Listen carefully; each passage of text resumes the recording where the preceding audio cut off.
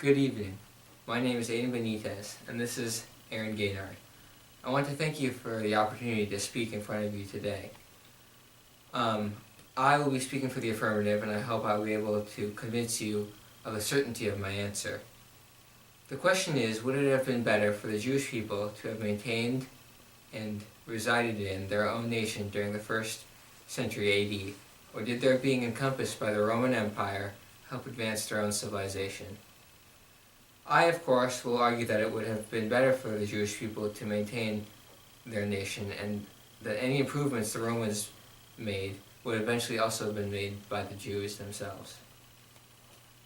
I am not going to pretend that I can sympathize with the Jewish race in this situation, nor any other. However, the Romans' assault on the city of Jerusalem is a transgression that can be seen in the eyes of everyone. By the year 70 AD, the Romans began their ransacking of the Jews' beloved city. As if this were not bad enough, the plundering of the city culminated when the Roman soldiers burned and destroyed the Jewish temple. The Romans had taken the city already. Why, too, did they feel it necessary to destroy the Jews' center of religion? The real horror was inflicted when the Romans then slaughtered thousands of Jews, while thousands more were forced into slavery in the mines of Egypt. Still more were sent off to endure public torture and persecution that ultimately ended in death. All of this, I believe, could have been avoided if the Romans would have simply retained occupants of Israel instead of annexing it into their own leadership. Even worse was the Bar Kokhba revolt that followed and took some 1 million Jewish lives. This unnecessary slaughter is just one of the reasons the Jews should have been able to maintain their nation. The maintenance of Jewish nation would also have allowed the Jews to develop a growing influence throughout the Roman Empire, and possibly evolve into a much higher rank of society within it.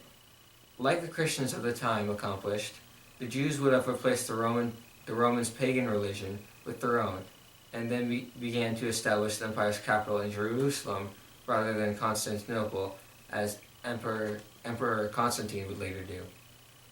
This change in the course of history would have saved the Jews from much of their future suffering, as well as helped them spread the sacred, healing message of their religion and the law that it would bring.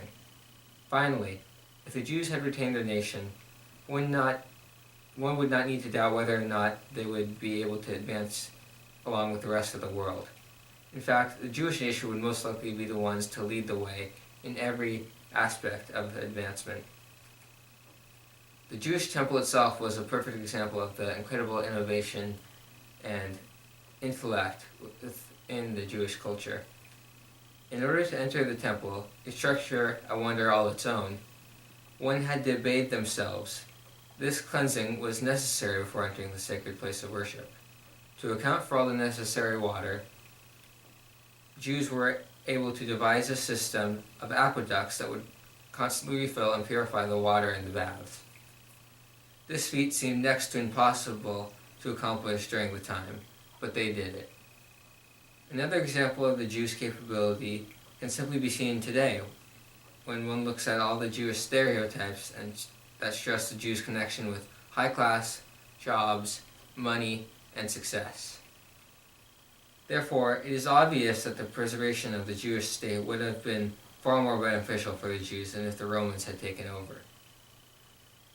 A lasting Jewish state would have stopped countless violence from happening, increased the speed and area of Jewish influence, and actually helped further advance modern society. Greetings. As you've already been told, I'm Aaron Gaynard, and I will be speaking for the negative of this debate.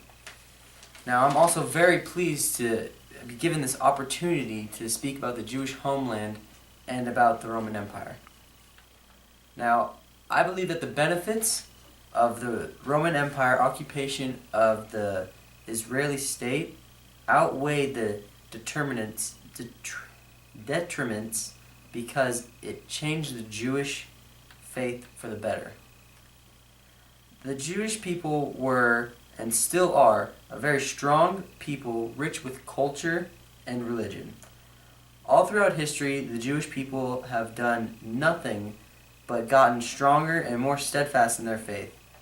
My opponent stated that the bloodshed that had happened and how it could have been avoided if they were not attacked is simply false. The Romans had witnessed how much influence the Jews had actually had during that time and quickly realized that they were a threat. The Jews could not help the situation when they decided that they had had enough of the Romans' persecution and pagan laws. I'm not saying it was bad that they wanted their own nation, but the Great Revolt provoked the Emperor Nero to put down the problem and make an example of the Jewish people. However, Jews did not stay down for long. Just a few years later, they became stronger and actually formed a rebellion with who they thought was the Messiah.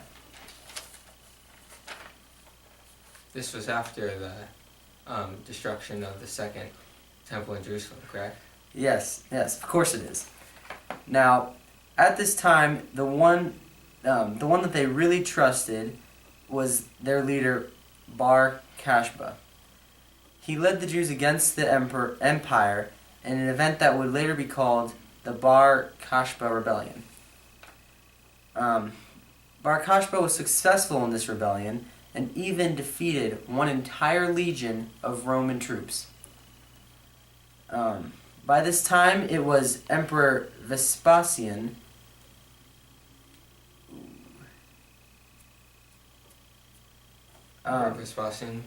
Emperor Vespasian, who decided to send the army that would not only defeat the revolt and its followers, but completely annihilate the holy city. The Roman destruction of the Second Temple also caused extreme hatred towards the empire, and more importantly, it caused great spiritual confusion that challenged their faith tremendously. This confusion forced the Jewish people to answer hard questions pertaining to their laws. They had to find a new place for worship, which leads to the use of synagogues. This is another main example of how the Jewish people not only survived through this tragedy, but were able to thrive in it. The Jews will always be known as the people that can always grow in power and faith. My opponent makes some good arguments, and has certainly done his research. Before I move on, I would like to point out what both of us have put together here. I will read some of it to you, and as I talked about before, the just magnificence of the Second Temple. Here we can see that it is, close to 1/4 the size of the whole city of Jerusalem. Here are the aqueducts I was talking about, or the ruins of which people would bathe in before entering the temple. And here shows some of the structure of just the temple's magnificence. If you look closely, you can see just how minuscule the size of the people are compared to it.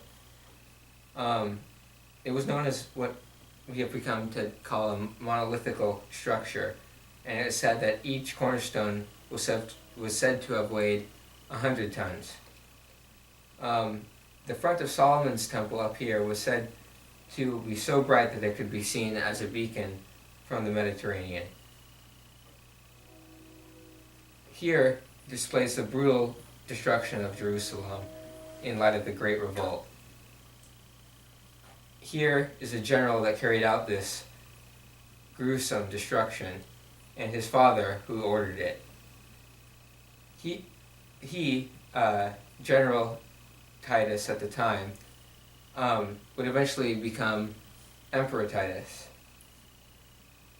Hadrian, as we will discuss a little bit more about what he was involved in during the Bar Kokhba rebellion, ordered an entire regiment to dispose of the Jewish threat.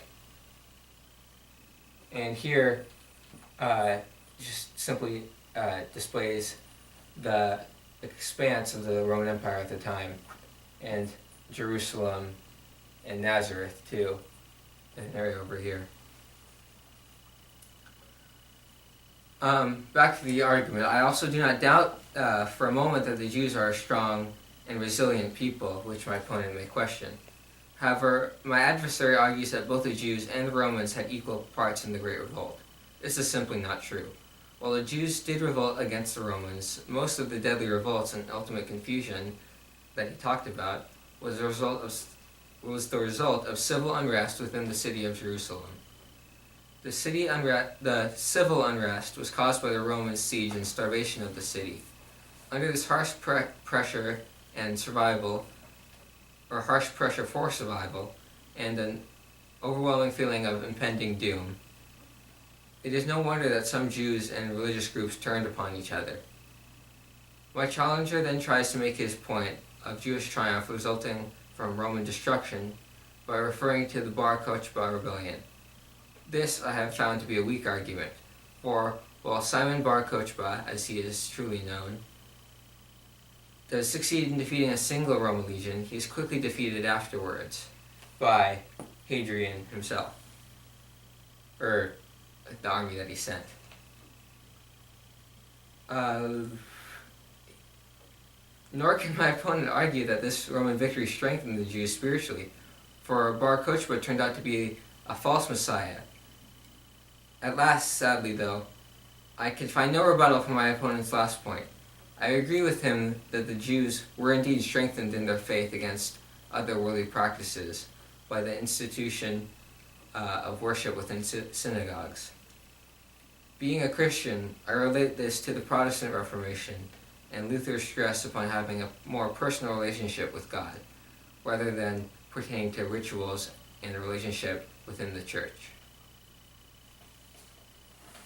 My opponent states that civil unrest within the city of Jerusalem was to blame for the Great Revolt, but in all honesty, the Jews were against the Roman Empire and should not have divided themselves so quickly. It was said that they had enough supplies in the city to last an entire year before reaching even close to starvation. Even though the Bar Kokhba was the false messiah, the Jewish people did not lose hope and instead continued to thrive and prosper. Throughout all of history, the Jews have been persecuted and surrounded by enemies, and yet they are still here. Not once has anyone succeeded in removing their culture or their nation from existence. And if that's not an example of their adaptation and spiritual strength, then I don't know what is. On behalf of both my partner and I, would like to thank you for letting us speak in front of you this evening. Good night.